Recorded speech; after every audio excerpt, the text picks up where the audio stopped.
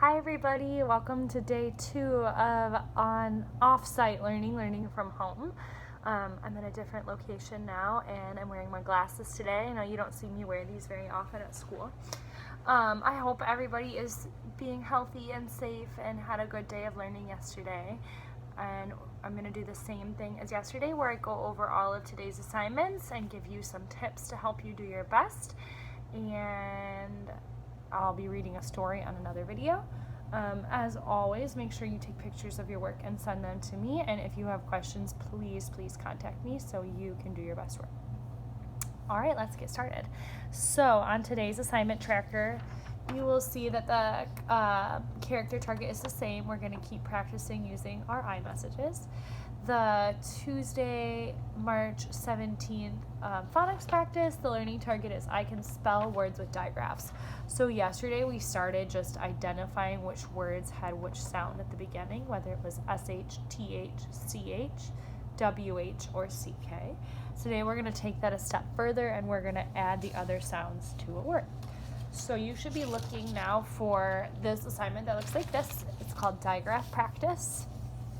And this should either be on the back of the writing assignment we did yesterday or just the next page. And what we're going to do in this assignment today, the directions say the name of each picture and tap out the letter sounds. Then write the words on the lines. Use the word bank. Those are the words up here to help you. So I'm going to model doing that for the first one, and then I'll go over what each word is, and then I'll let you guys get started with that. So the first picture looks like he is washing the car. So the word I want to use is wash. So what I'm going to do first is just say the word wash, then tap it out. Wash. Wash. Wash. Wash. Now I'm going to say, now I'm going to think about each sound I said and write down one letter or a digraph for the sounds that I said. So W. Aw. That sounds like an O. Wash. SH sounds like ships, so I'm going to write SH. And those are the sounds that I heard. Now what I'm going to do is look back in my word bank and see if there's any words that look similar to this and see if there's anything I need to change about it, because sometimes words have tricky sounds and we might have missed a sound. So I've got WOSH, so I'm looking for a word that has either all of those letters or some of those letters. Oh, this one looks pretty similar, WASHO. So maybe that one was one of our tricky words. Oops, sorry. One of our tricky words that one of the sounds doesn't match. The A is making the ah sound. So what I'm going to do is change that O to an A, and I'm going to cross this off so that I remember that that word is already done. And that way I know I don't have to look at that word next. So you're going to do the same thing with the rest of the words. You're going to say it, tap it out, and then write it, and then find the word that matches. So we've got a path, bath, math, bush, inch, sick, bench, and fish. Bench is going to be a little bit more of a tricky one because it's got an extra sound in it. Remember to take a picture of this when you're done, and if you need any support or practice with this, feel free to let me know. If you're having a hard time with some of these sounds, you might want to look on starfall.com. They've got some really great practice with these, as well as looking for some of these digraphs in your words in your books or on Epic. All right. And then additionally on your assignment tracker, you'll see that you need to practice sight words. Again, you should be practicing sight words every day so that you get really good at those. All right, the next thing on your assignment tracker is our reading and writing assignment. So today's learning target is the same learning target as yesterday and similar to the one we're working on tomorrow. The learning target is I can determine the main idea of the text, the tree, and the ancient forest. Remember, determine means find out. So you're going to find out the main idea.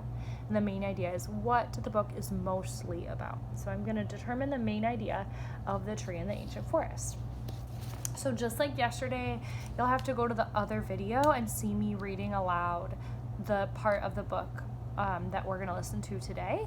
And then you will take out today's writing assignment, which is the same as yesterday's. So you're gonna get out the next blank sheet of paper that looks like this. It should be in your packet right after digraph practice.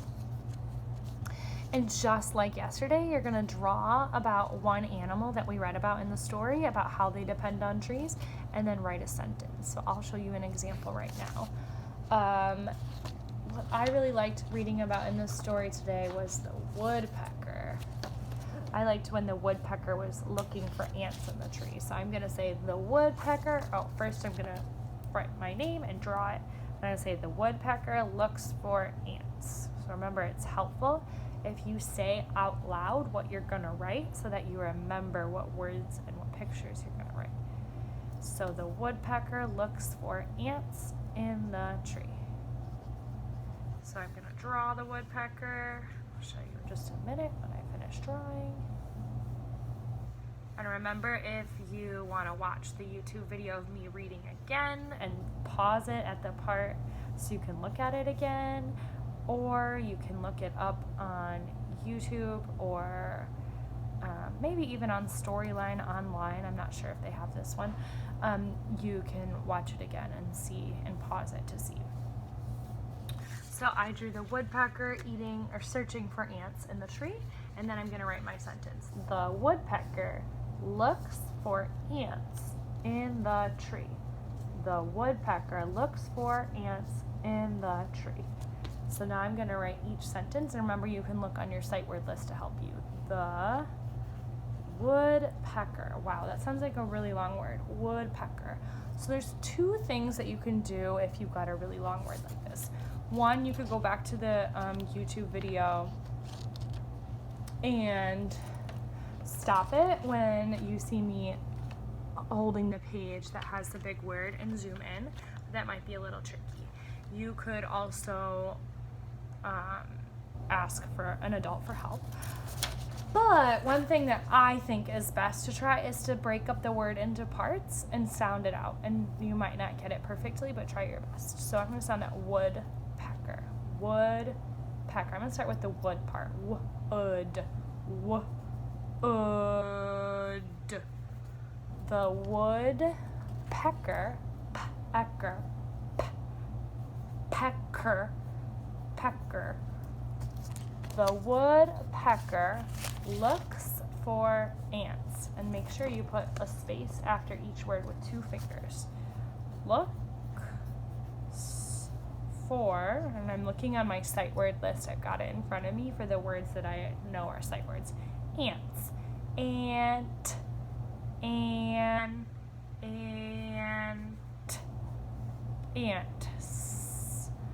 The woodpecker looks for ants in the tree.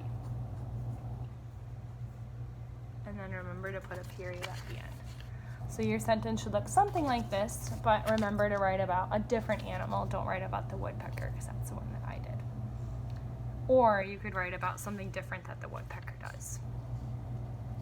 And then remember on the bottom to use your checklist to check off all the things that you did. So whether you had spaces, mostly lowercase letters, a period, and all of the other great things on there. Remember to take a picture of this and send it to me at the end of the day. All right, the next assignment, the last assignment for today is in math. And in math today, we're working on something almost the same as yesterday's. So the learning target is I can solve put together word problems using objects and drawings. So you're going to look for lesson 17 problem set. Remember, the homework is just extra optional practice.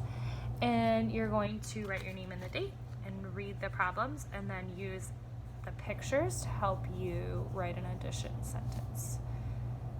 Today is the 17th. All right. So I'll show you how to do the first one. So the first one says there are 4 green balloons and 3 orange balloons in the air. How many balloons are there in the air? Color the balloons to match the story and fill in the number sentences. So I don't have crayons with me at home, so I'm going to skip that step that says to color them. But if you do have crayons at home, you can do that.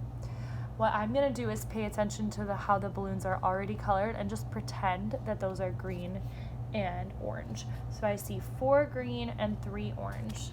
4 green and 3 orange. Oh, 4 and 3. That sounds like 4 plus 3. So 4 plus 3, and then remember equals is all together. I'm going to count how many there are all together. 1, 2, 3, 4, 5, 6, 7.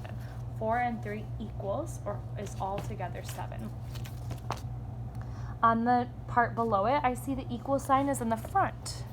Remember, equals means all together, and I remember I put the 7 by the equal sign, so I'm going to move the 7 to the front here, and then I'm going to write the parts, how many green and how many orange. I have 4 green and 3 orange. So 7 equals 4 plus 3. You're going to do the same thing on the next problems, and just going to give you a little tip if you don't have crayons. The next one tells you that there's 6 yellow stickers and 2 blue stickers.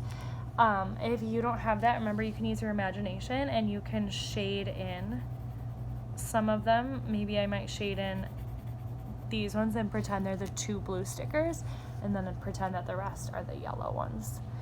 On the bottom, you're going to see 5 big robots and 1 little robot. And then on the back side is where you're going to do your own drawing. So on the top it says Charlotte is playing with pattern blocks. She has 3 squares and 3 triangles. So I'm going to draw 3 squares and 3 triangles. How many does she have now all together? So I see 3 and 3 equals all together 1, 2, 3, 4, 5, 6. 3 and 3 equals 6. And if I see the equal sign here, that tells me all together there's 6 all together, 3 and 3 parts. The next one I'm going to let you do on your own. So it says Gavin is making a tower with linking cubes. He has 5 purple and 3 orange. And remember that trick that we used? We can just color in some of them if we don't have crayons. Oops. How many does he have all together? Remember a trick from yesterday also too is to just circle the numbers in the problem so you remember them. If that's really hard for you to read, just looking at the numbers will help you remember how many of each to draw. Okay, so that's your math work for today. Remember, if you need some extra practice with that, if that's a little hard for you, to work on the homework or to work on Khan Academy or Zern. Or let me know if you need any other practice ideas for drawing and using objects at home. And that's it for today. I will see you. Make sure that you look at the other video of me reading today's story, and I will look forward to seeing your work, and I will see you back on here tomorrow. All right, bye. Have a good day.